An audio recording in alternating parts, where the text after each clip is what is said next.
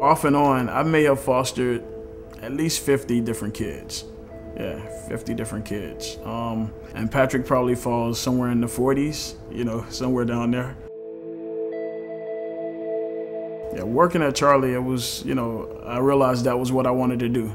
You know, it was a place that really genuinely cared for the kids. You know, it was an agency that I felt like, wow, you know, must have been God sent, that position, because, you know, I've worked in other capacities and I just didn't see the love and the passion like I did when I was working at CHARLEE. Like he said before, I met him at CHARLEE in the office. I used to see him every time I come there. I was the little hyper kid that you didn't want to be around, so. There was something unique about Patrick that most kids didn't have. He yearned for like permanency in a sense, you know, and it was like, wow, if I had permanency, my life would be complete. And, you know, we used to talk about it, you know, as he was getting older, and he did express that he wanted to be adopted, so. I didn't know he was gonna adopt me, and that was a shocker right there. Like they say, God put you in a place for a certain reason, so.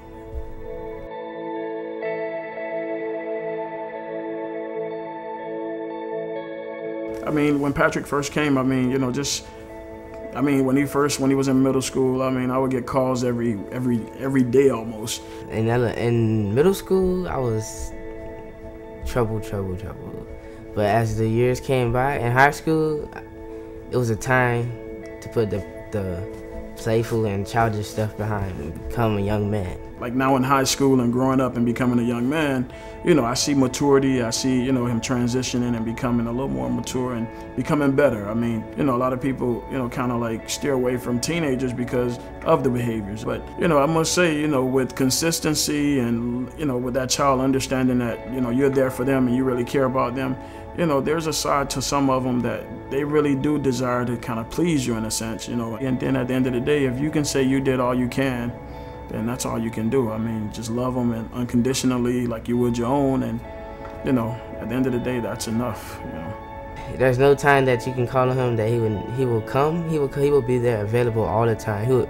Even if he wasn't, he would try to make himself available. Open up a new world for me as a child.